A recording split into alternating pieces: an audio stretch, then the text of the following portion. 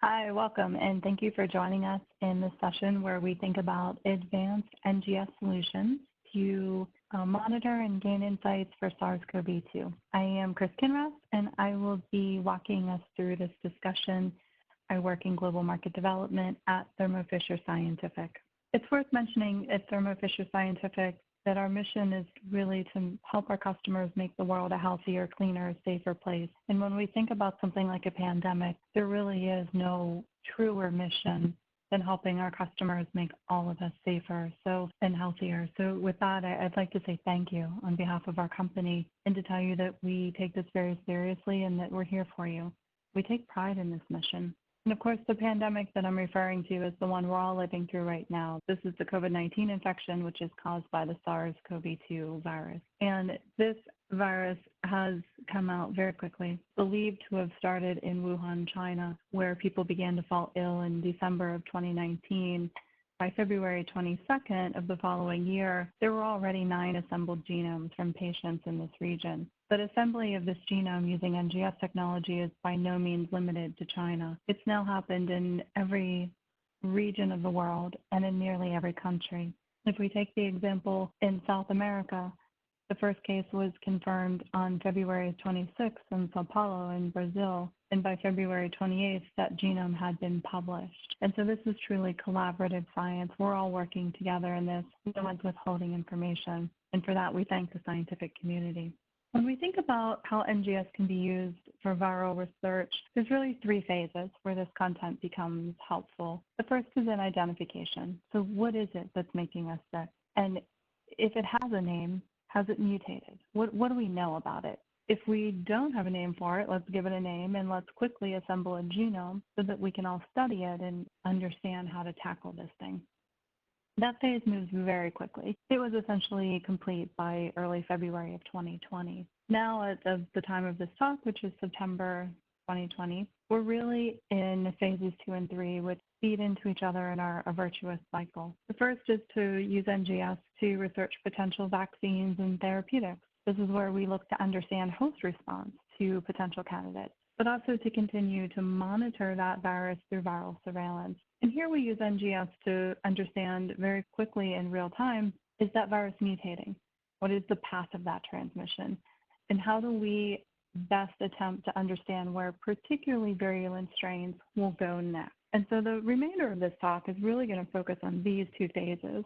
This is where we are as a scientific community. This is where we are as a health community. And so this will be the focus of the next 25 minutes. One of the technologies you're going to see discussed today uses a different approach toward library preparation for NGS systems. And that is that we made the observation back 3-4 years ago that most of the library prep kits on the market worked in clear liquids and clear tubes. And after somewhere between a few hours and a few days, you would find out, did you successfully convert your sample into a library? Did your robot do its job effectively? Was the sample labeled appropriately? Was it quantified appropriately? And so this is a really difficult way to process such important samples, such as cancer research samples, or in this case, pandemic samples. There's got to be a better way. Anytime you see reference to a kit called Collibri from Thermo Fisher Scientific, you'll know that that kit contains tracking dyes in it.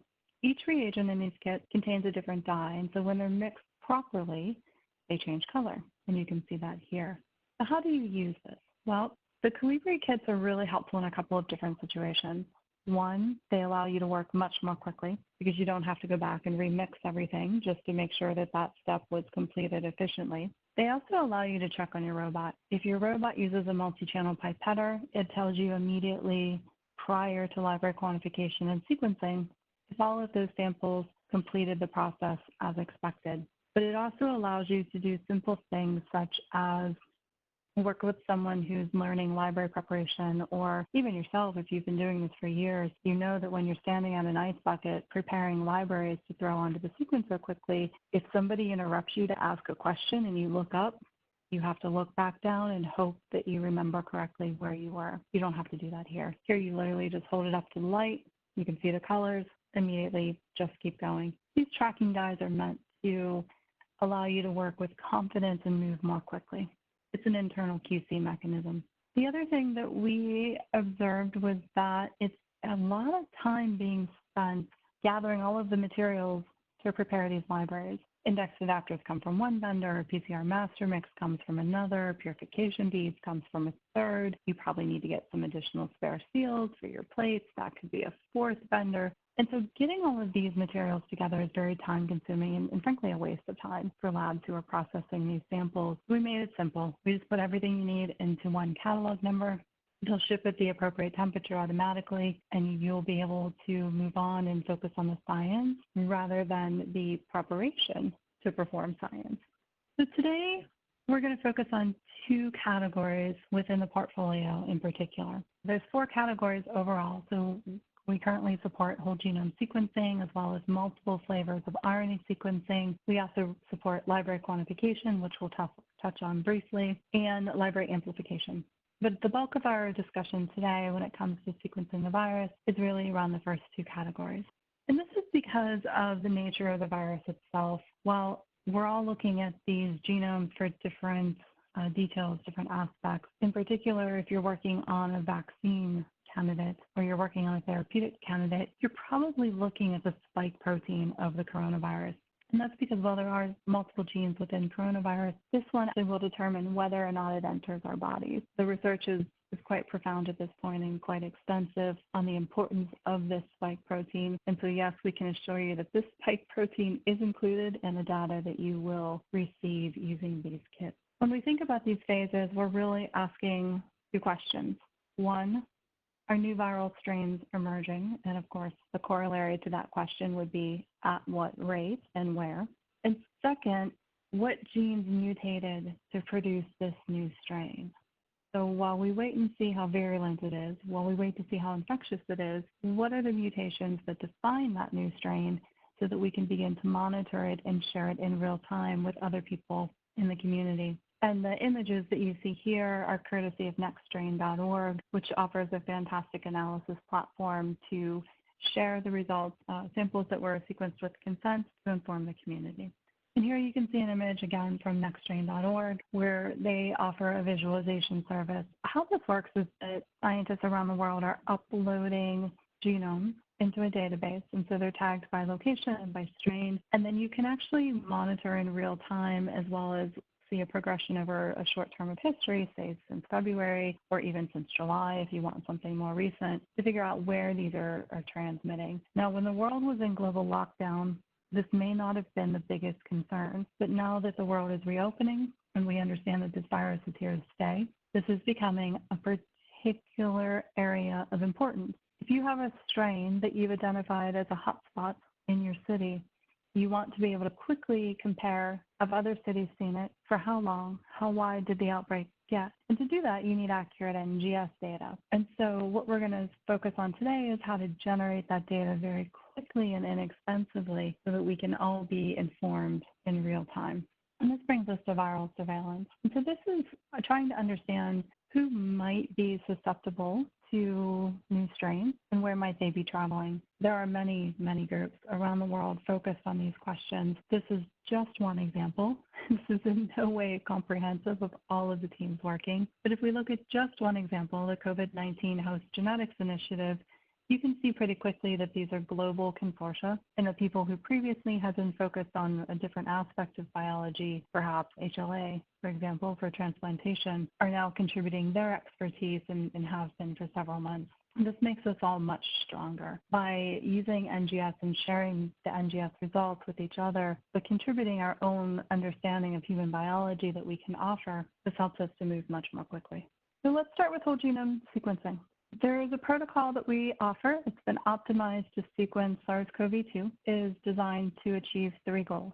One, it allows the NGS community to truly survey the virus. This is possible because coverage is quite good of the virus. It's compatible with all Illumina NGS systems. In fact, everything within the Collibri portfolio is fully compatible with all Illumina NGS systems. It's designed for those systems. And this is when we characterize the viral sample. What strain is it? Do we have the strain on record? Are there any new mutations within the strain or a sufficient number of mutations to qualify as a new strain? And this leads us to the second goal, which is the seek insight. This is really about variant detection. These are those new SNPs. These are these SNPs that we compare against other known strains. And this is true for all samples, but it also allows you to study host pathogen interactions. The way this protocol is written, you have a choice. You can sequence the sample that you receive, which will contain both the host and the pathogen. This is typically human and SARS-CoV-2, along with the other type of bugs that travel with us, such as E. coli. Or you can enrich for a pathogen. It's a choice. And so this allows us to scale up. And so whether you're looking at a pilot study to prepare for a larger initiative, maybe you're researching potential therapeutics and you want to get a grasp around how exactly you're going to assess these different samples, or whether you're already in the large scale phase and you need a way to consistently and reliably achieve coverage of that virus without enormous sequencing depth, this is what it's designed for. One of the nice features of this particular protocol is also that it has very small data files. It doesn't take a whole lot of reads to obtain coverage of the virus. And so that allows you to process those data files very, very fast. There's no point in saving time on library preparation and sequencing if you just get hung up in informatics. And so this allows you to go end to end much more quickly. And so here's the workflow. This workflow is entirely optimized for SARS-CoV-2. On the website, you will see the details of that optimization. For our purpose here, let's focus on the high-level optimization, and then you can dig into the details when you look through the protocol. The first step is, of course, purification. Your BAL lysates are going to need to be purified. We recommend the Applied Biosystems MagMax viral pathogen MVP1 or 2 nucleic acid isolation kit. The MVP1 and MVP2 are exactly the same thing, the same chemistry, they're just different package sizes. So they allow you to scale from small to large projects using the same chemistry very elegantly. After you have purified RNA, the second step is cDNA synthesis. So here we perform reverse transcription. The data shown in this webinar will use Maxima H- double-stranded cDNA synthesis kit to perform that reverse transcription. We also support superscript 4, and we can show you a full data set online. We encourage you to visit us online to look at the different data sets. The third step is after you have cDNA, turn it into a library. This is a really fast protocol. It takes about an hour and a half, and the kit we're recommending is the Invitrogen Collibri ES DNA Library Prep Kit for Illumina systems. Now, ES stands for enzymatic shearing. We also offer a physical shearing version of this kit. Either of them will work perfectly fine. The enzymatic shearing kit is used here as a proxy to mean both of them. After that, you have a decision. If you wish to focus on the virus and you really are not interested in host virus interactions, we recommend enrichment, and you can use the kit of your choice. It works with any enrichment panel. And then after that, you go into library quantification for sequencing and analysis. If you want to understand host pathogen interactions, we recommend that you skip the enrichment step, sequence much more deeply when you get to the sequencing step. So here we look at 3 particular sample results. Now, there's clearly a lot more samples that have been sequenced, but for simplicity, we're just going to show 3 examples. And so these 3 samples were obtained with consent from the Santara Clinics Biobank in Lithuania, and they were converted into sequencing libraries using the Maxima H- kit for reverse transcription and Collibri ES DNA Library Prep Kit for library generation. They were quantified using the Collibri Library Quantification Kit and then sequenced on a MiSeq.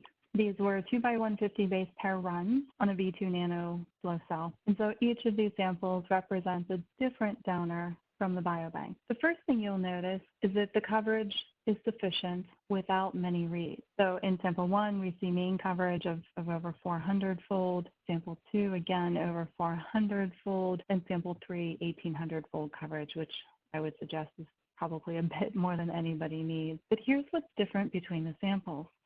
They were all prepared the same way, but they started out as different quality. And so you can see that in the number of aligned reads that were counted and as a percentage of aligned reads. So in sample 1, roughly 30% of the reads aligned to the reference genome. And that's because sample 1 and sample 2 actually weren't that great in quality.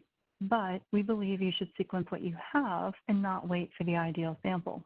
So we went ahead and sequenced them. But for less than 1 million reads per sample, we were able to get very strong coverage and 400-fold coverage. This also allowed us to do rather extensive SNP analysis and variant detection, which you can see here. Sample 3 had higher quality. Now, the point here is that you shouldn't have to assess the quality of your samples prior to beginning library generation or prior to beginning cDNA synthesis. You should be able to take what you have, put them all through the same process, and look at the results.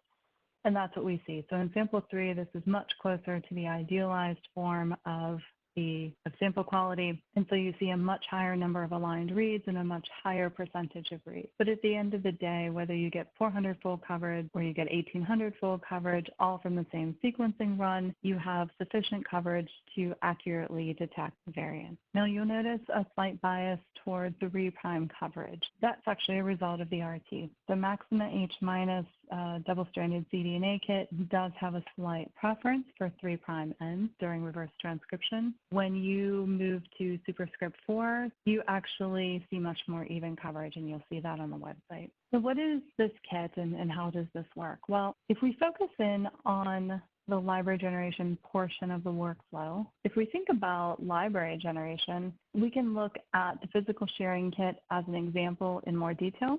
The enzymatic sharing kit is incredibly similar. With the physical sharing kit, it's about an hour and a half runtime and about 0.4 hours hands-on time. The beautiful thing about this kit and the ES kit is that it's designed to be very sensitive at low input. And so while the range that you can use here is between 1 and 1,000 nanograms of cDNA, you actually see very consistent results at either end of the spectrum. PCR-free protocols are, of course, available, although for SARS-CoV-2 samples, most people do perform PCR because the amount of sample is quite limited.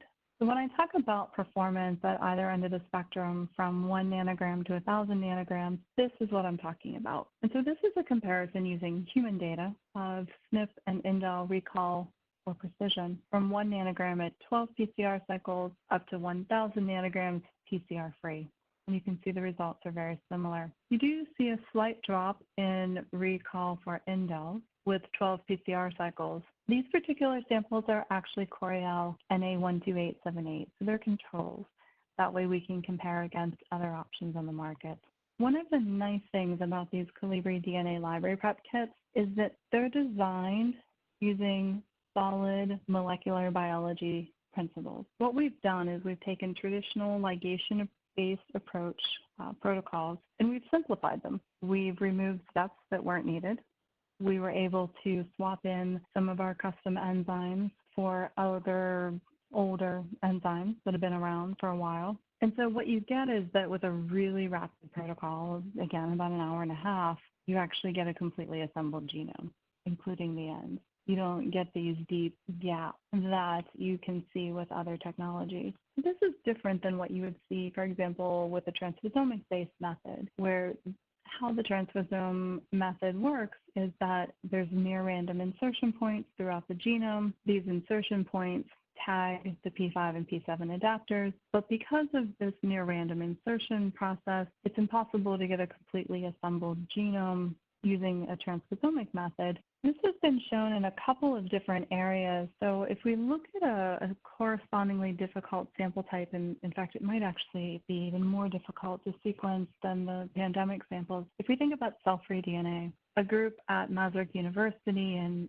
Embel in Europe, as well as CTEC and a university hospital in Brno, did a fairly extensive comparison of genomic DNA versus tumor DNA versus cell-free DNA from donors who had contributed samples for research purposes to study chronic lymphocytic leukemia. And what makes these samples particularly challenging is that they're badly degraded. They're typically only 170 nucleotides in length, and there's not much of them. So from 1 ml of plasma per person, you might get 1 nanogram of sample of DNA to study. And so you really must choose carefully how you're going to address these. And so what they did was they tested the Collibri DNA kit with these very challenging samples, compared them against buccal swabs and non-tumor controls, which are much easier to sequence because they're much higher quality and the amount of sample material available is much higher. And they sequenced them on an Illumina NextSeq 550 system. They chose a high output 300 cycle chemistry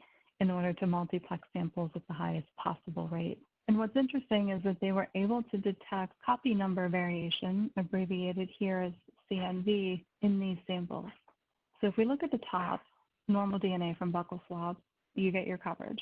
If you start to compare against tumor DNA from these CLL samples at 5x coverage, which is not very high for human genomes, and 10 nanogram of input, you can clearly identify copy number variation, noted here in red. And if we look at the bottom set of data, we go to the most challenging set, the most challenging sample type, cell-free DNA from plasma, at 6x coverage, but only 1 nanogram of input, you can still detect copy number variation from these samples. What this means is that it opens up the possibility to move to liquid biopsy research samples and still maintain very excellent CNV detection at low coverage. If you sequence a sample deeply enough, 100x coverage, 200x coverage, 300x coverage, you're going to determine copy number variation, but it's going to be very expensive. And so the ability to take a very difficult, challenging sample type and sequence at a low depth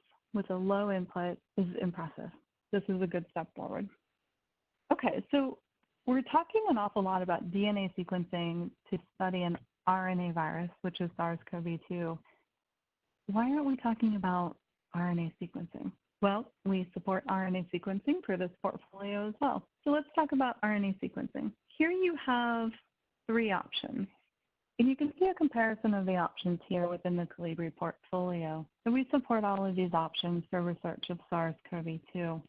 They give you different levels of information at different sequencing price points. On one end of the extreme is whole transcriptome sequencing. This is where you take your sample, you deplete it of human, mouse, rat ribosomal content, you put it through 60 million reads or more per sample, and you look to see what you get. The input here is typically 100 nanograms on the low end, up to about a microgram, and it takes around 6.5 hours to complete ribosomal depletion and library generation. The library generation portion, including ribosomal depletion, is actually quite fast. In the middle is mRNA sequencing. This is if you want to detect coding RNAs and gene expression and gene fusion, and you can see here, this is where you would start with enriched mRNA that you typically would obtain from oligo-DT. And on the right end of the spectrum is a new type of sequencing called 3' mRNA sequencing. This is designed for when you just want gene expression.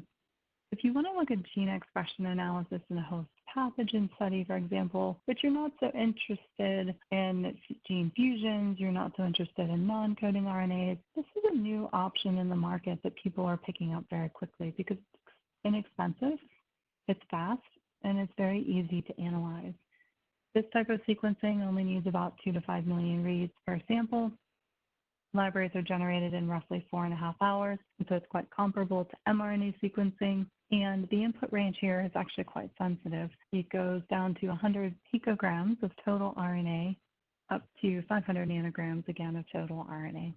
So what is the difference between them from a performance perspective? Well, if we take a sample, and in this case, the sample was universal human reference RNA, and we compare them. And so in this case, the quality of the RNA-Seq toolset or report for simplicity was used to evaluate gene expression analysis. And we compared gene expression analysis, we compared gene detection of the 3 different RNA sequencing methods using this quartz analysis. And on the high end, like we said earlier, whole transcriptome sequencing will give you the most genes detected. And this is because it picks up small RNAs, it picks up non-coding RNAs. It truly gives you the entire transcriptome. mRNA sequencing, you get roughly 26,000 genes from the same sample and a comparable number from 3' mRNA sequencing. In this case, we used 100 nanograms of input, but you could use 1 nanogram if you wanted. Now, there's a couple of differences here. One is the starting sample. You start with total RNA for whole transcriptome sequencing or 3' mRNA sequencing, but if you wish to do mRNA sequencing, the one in the middle, you do begin with oligo-DT enrichment and then begin library preparation. So that's performance in terms of gene detection. What does that look like? How do we get to that from a whole transcriptome perspective? Well, The Collibri stranded whole transcriptome sequencing kit gives you a choice. You could do ribosomal depletion or not. Ribosomal depletion is for human, mouse, rat samples, whereas if you have a plant sample, for example, you might wish to deplete the ribosomal content in a different manner and then move into the Collibri stranded kit for library generation. These are highly stranded libraries and quite quick, actually. With depletion, you're finished with library generation in about 6.5 hours. If you perform your depletion in a different manner prior to picking up the Collibri kit, you're finished in about 4.5 hours. What's unique about this kit, in addition to being very fast, is the way that it achieves that speed and the way that it actually achieves representation of the entire transcriptome, not just coding RNAs. And the way this happens is that after purification and fragmentation of your total RNA, you go through depletion and you take your depleted RNA and you add adapters. These are helper adapters. What happens is that rather than adding adapters to double-stranded CD, we actually add adapters directly to the RNA. This has two benefits. The first is that it removes entire categories of bias. After these helper adapters are added directly to the RNA, then you perform your reverse transcription, which gives you your double-stranded cDNA, and a couple of rounds of PCR, complete those adapters, and now you've got full-length indexed adapters for the Illumina NGS systems. What's nice about this approach is that priming is not affected by GC content. And so what that means is that if you have a gene that is lowly expressed and low or high in GC content, you're going to get the same sensitivity of detection as if that gene had moderate GC content. It's not impact. And this is extremely helpful for new insights, particularly in the area of immunology. What about the other end of the spectrum? Well, 3' mRNA sequencing, this is that new version that we were talking about earlier, has a very different approach. This approach is specifically intended to capture only the 3' end of the transcript, and therefore this allows you to perform very short, quick sequencing runs on Illumina systems. You don't need a 2x150 run that can be quite expensive. A 1x50 run or a 1x75 run is all that you need, and you only need somewhere between 2 and 5 million reads to get the sensitivity of detection. So how is that even possible? It's because actually during library generation, when the original RNA is first transcribed, the transcribed copy is retained, the original RNA is degraded. What this means is that you don't have to perform length normalization. You don't have to perform FPKM. You don't have to perform RPKM because you know that original RNA template was degraded during library generation and therefore could not have been copied multiple times and transcribed over and over again.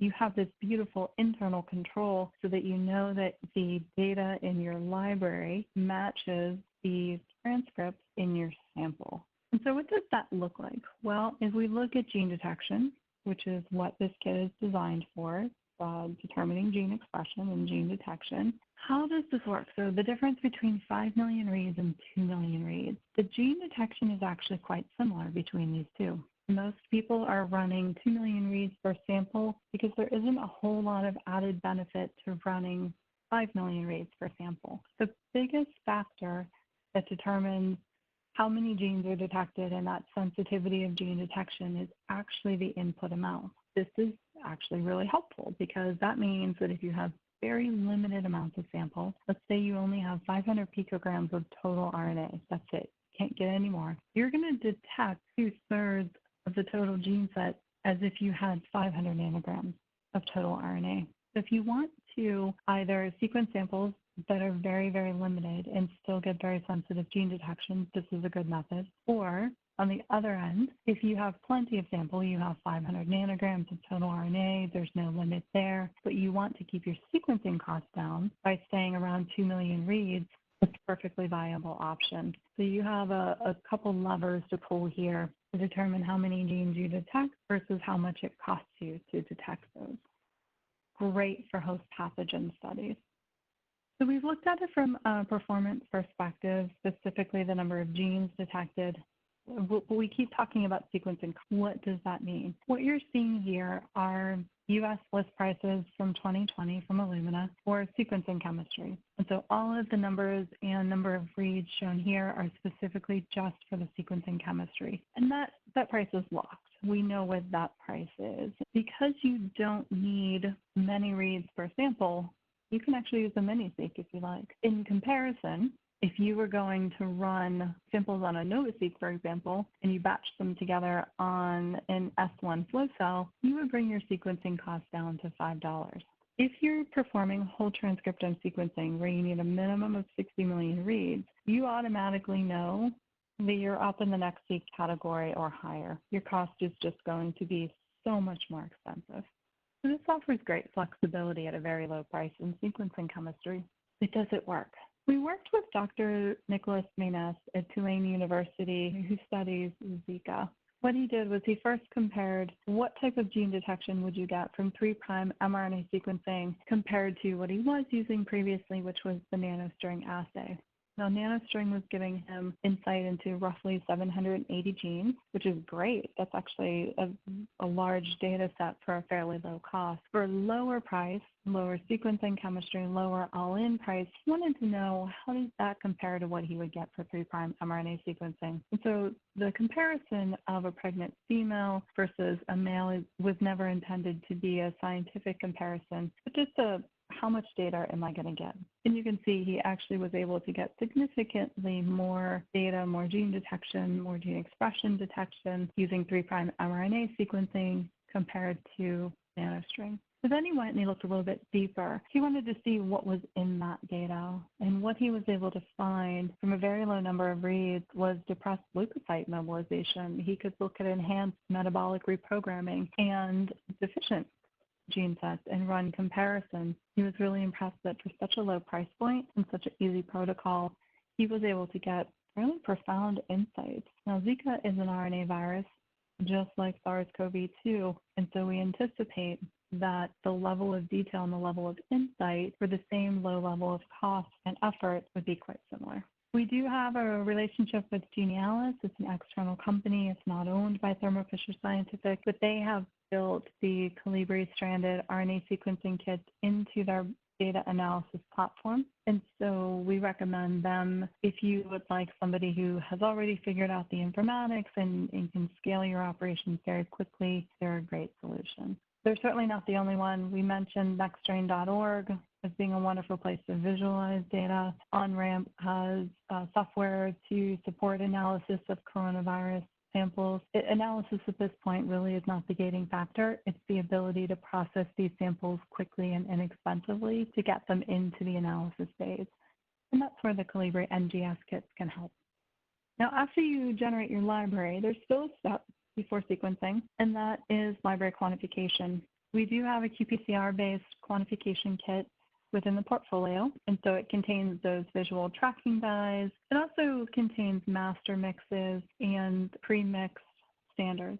That way the whole process goes much more quickly. And we've looked at library yield and as well as performance in terms of different GC content and different species ranging from Homo sapiens to E. coli, and it's pretty much consistent with other qPCR kits on the market.